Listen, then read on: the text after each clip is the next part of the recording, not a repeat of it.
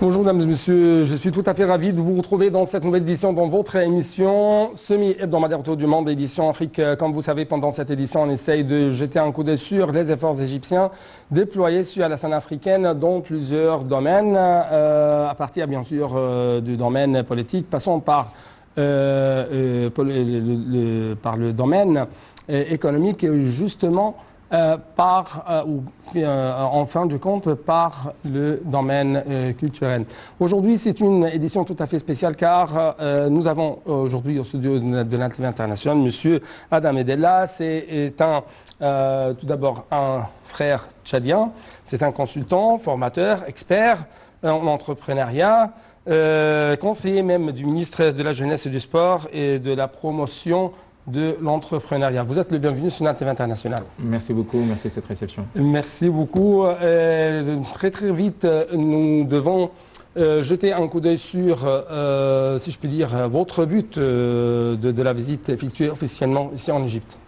En fait, c'est une visite pour renouer les relations entre les deux pays frères, le Tchad et l'Égypte, sur plusieurs plans, que ce soit sur le plan politique, mais surtout sur le plan économique et sur le plan sportif. Ce qu'il faut savoir, c'est que ce n'est pas une relation nouvelle, c'est une relation qui existe depuis carrément le 15e siècle, où l'empereur Idriss Alouma avait envoyé des émissaires avec des missions diplomatiques, avec des correspondances écrites à l'Égypte en son époque. C'est une relation qui date de plusieurs siècles. Cette relation, malheureusement, a été plus ou moins rompue en cause de la colonisation et tout ce qui en suit, historiquement parlant. Aujourd'hui, on est tout simplement dans une phase de renouer ces relations-là avec notre pays frère, l'Égypte. Est-ce que vous pouvez nous donner un peu plus d'explications sur ce qui concerne les traits de cette nouvelle coopération, si je peux dire, de plus en plus étroite entre le Tchad et l'Égypte, notamment par exemple dans le domaine économique, dans le domaine d'investissement? Aujourd'hui, je pense que l'Égypte est une destination phare pour la plupart des Tchadiens. L'Égypte fait beaucoup d'efforts aussi dans sa politique aussi de la promotion des rapports et de coopération sud-sud, je dirais, a fait beaucoup d'efforts. Et le Tchad aussi, dans son sens, fait beaucoup d'efforts aussi sur le plan économique pour renouer ses relations avec l'Égypte. Comme je disais, dans plusieurs secteurs. Et malheureusement, même si c'est un début, je pense qu'il y a encore beaucoup de choses à faire, notamment sur le plan économique. Ce qu'il faut savoir, c'est que l'Afrique, c'est un continent, en général, en Afrique en général, mais le Tchad en particulier. C'est une bonne destination pour les investisseurs. Mais malheureusement, les potentialités de l'Afrique sont plus ou moins exploitées, entre guillemets. Usées. Oui. Par les multinationales et les grandes firmes. Aujourd'hui, sur la scène économique et politique, les pays arabes ne sont pas très présents. Il y a une lutte économique entre les grandes puissances, par exemple, Russie, France, USA, Chine, dans plusieurs pays. Et sur cette scène internationale, sur cette scène politique, sur cette scène économique... Deux ans d'influence qui sont de plus en moins, si je peux dire, clôturés, fermés devant l'accès... si je peux dire même l'accès égyptien, l'accès arabe, n'est-ce pas? La porte est ouverte aujourd'hui. Le problème, c'est qu'il y a une méconnaissance de l'Afrique. C'est-à-dire aujourd'hui, que ce soit sur le plan historique, que ce soit sur le plan culturel, que ce soit sur le plan économique, cette méconnaissance-là freine un petit peu les relations économiques, je dirais, de ce pays. Alors que le potentiel existe. Aujourd'hui, au Tchad, par exemple, le gouvernement a pris beaucoup de mesures pour faciliter justement l'accès aux investisseurs dans plusieurs secteurs, avec des notamment mesures... les investisseurs arabes. Tout à fait, tout à fait. Aujourd'hui, à cet égard, par exemple, à quel point vous trouvez que l'Égypte joue de plus en plus un rôle très efficace, un trait d'union entre les Africains, les frères africains et les frères arabes, dans le domaine, bien sûr, économique, dans le domaine d'investissement? En fait, cette complémentarité, je parle de cette complémentarité entre les deux mondes, arabes et africains. Pour être très honnête, c'est que jusqu'à présent, les pays arabes ne sont pas très présents sur cette scène économique. Les seuls pays qui sont plus ou moins existants, c'est l'Égypte et l'Arabie Saoudite. Pour cause, je dirais, la culture qui est plus ou moins similaire, pour des raisons religieuses aussi, donc qu'on partage plus ou moins les mêmes religions, et que la proximité fait que ces pays-là sont beaucoup plus présents que les autres pays arabes. Mais malheureusement, c'est limité dans ce qui est bourse, par exemple, pour les étudiants ou quelques actions humanitaires. Ce n'est pas ça qu'on voudrait.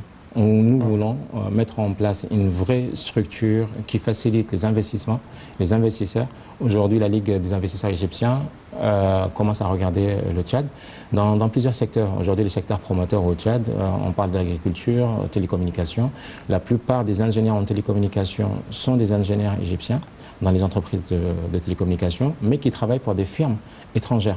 Je pense qu'on peut faire ce transfert de compétences si une société égyptienne de télécommunications peut investir en tant qu'équipementier ou en tant que réseau de télécommunications. Je pense que c'est porteur.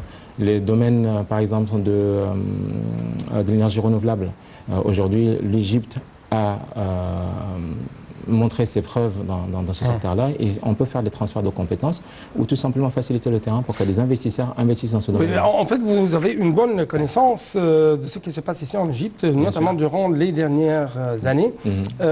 Donc, à cet égard, à quel point vous trouvez que non seulement le Tchad, mais aussi les pays africains ont fait appel à l'expertise égyptienne pour, si je peux dire, faire une reproduction de cet essor dont disposent actuellement les Égyptiens?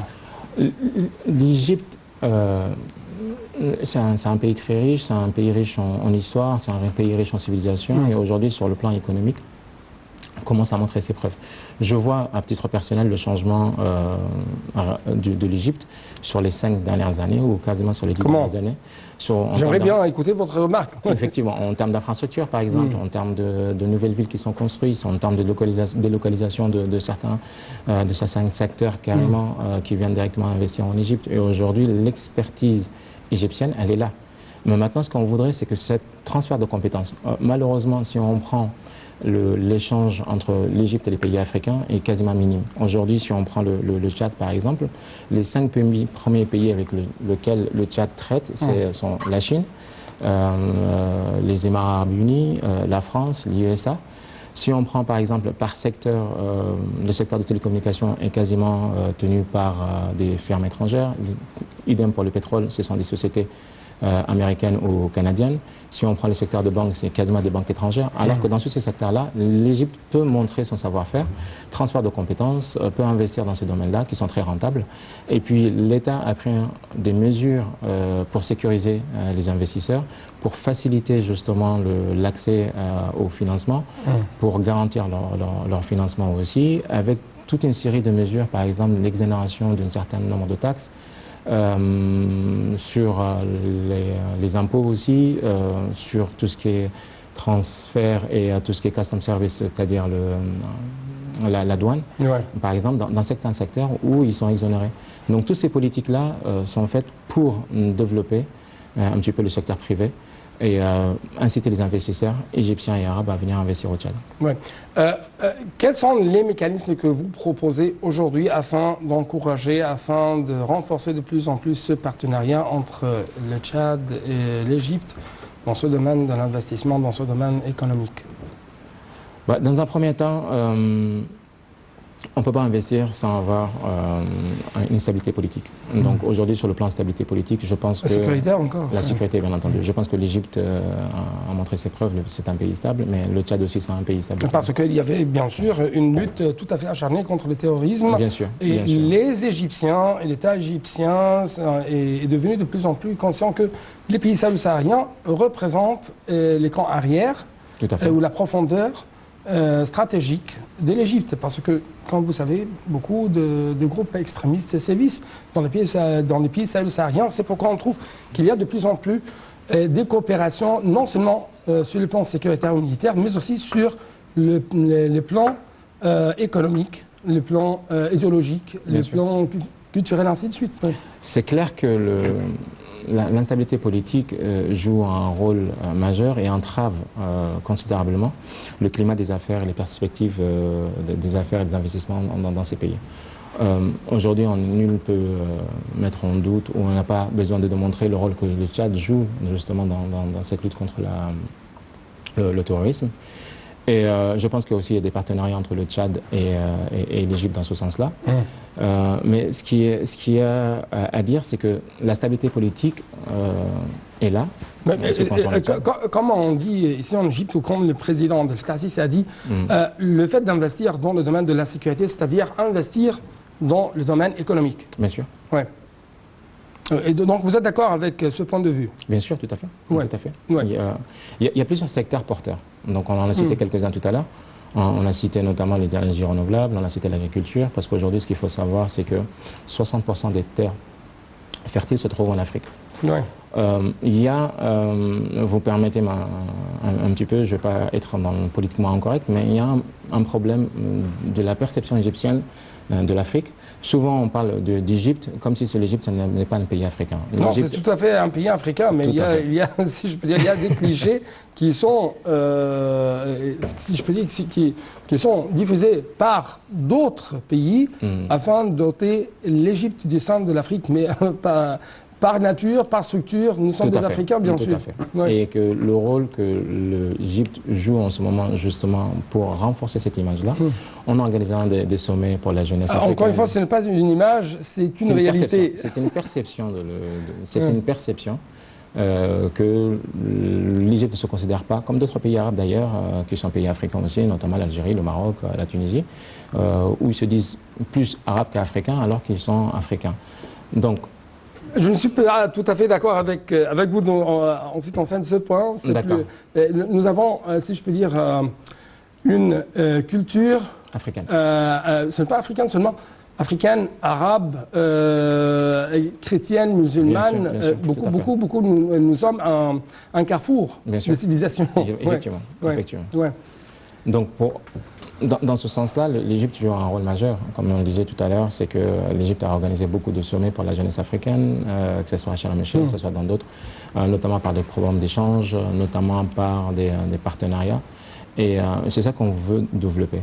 Donc on voudrait qu'on aille encore plus loin dans ce sens-là, en développant le partenariat privé. Voilà.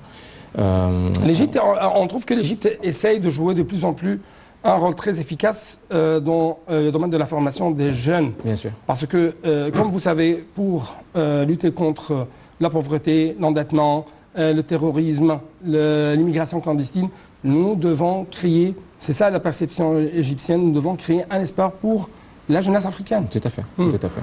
De toute façon, il n'y a pas de développement sans formation, il n'y a pas de développement sans développement des compétences. Donc, et dans ce sens-là, je pense que c'est aussi l'une des forces de l'Égypte, justement, c'est transfert de compétences. Mais ça peut aller dans les deux sens, parce qu'aujourd'hui, certains pays africains ils sont beaucoup plus développés dans le secteur, par exemple, tout ce qui est mobile money. Aujourd'hui, donc, on peut regarder quels sont les secteurs dans lesquels on peut transférer les compétences. Le secteur promoteur, oui. Bien sûr. Il me reste 2 minutes, oui. D'accord. Ouais. J'en veux conclure là-dessus. Et que ça peut être, au lieu tout simplement d'aller regarder vers l'Occident, aujourd'hui, je pense qu'en Afrique, nous avons les compétences et nous avons les ressources nécessaires et qu'un partenariat sud-sud peut être gagnant-gagnant pour nos pays respectifs. Ouais. Vous avez d'autres remarques à faire ou d'autres conseils, d'autres recommandations à faire pour, si je peux dire, renforcer de plus en plus ce partenariat, notamment entre l'Égypte et le Tchad et entre l'Afrique et la grande sœur, l'Égypte? Bien sûr. Il faut commencer dans un premier temps, je pense, par casser les stéréotypes que nous avons de deux côtés. C'est-à-dire il y a une méconnaissance totale des pays africains et il y a une crainte, et je pense que c'est un peu voulu. Aujourd'hui, si on arrive à briser cette glace-là, je pense qu'entre jeunes Africains, nous pouvons développer les relations mutuelles de coopération dans un partenariat gagnant pour nos pays. Oui, je crois qu'au niveau, pour terminer, au niveau populaire, bien sûr, les Tchadiens, il y a des marchés égyptiens qui sont bien connus par les Égyptiens, par les Tchadiens. Par les Tchadiens, effectivement. Il y a énormément de Tchadiens. Comme le marché de Roxy, le marché à tabac et ainsi de suite. Effectivement. Aujourd'hui, quasiment, si vous prenez un domaine de l'aviation, Égyptair existe depuis un certain nombre d'années au Tchad. Et avec 3 vols par semaine, et les 3 vols quasiment sont remplis. Donc ça prouve à quel point que les relations entre l'Égypte et le Tchad sont déjà étroites. En fait, je crois que le temps est tout à fait court. C'est pourquoi, permettez-moi de vous inviter à être notre invité dans d'autres éditions, notamment un programme qui s'appelle Indice, pour parler un peu plus de comment renforcer ce partenariat entre nous et vous, entre l'Égypte et ses frères africains. Merci beaucoup. Merci beaucoup. Merci beaucoup, Anwar. Oui, c'était vraiment un grand plaisir d'être avec nous. Plaisir partagé. Merci beaucoup encore une fois, Monsieur Adam Medella, pour votre présence, pour de telles remarques que vous avez faites à nous. Merci beaucoup. C'est moi qui vous remercie. À bientôt. Donc, c'était tout pour cette édition, chers téléspectateurs, et à la prochaine.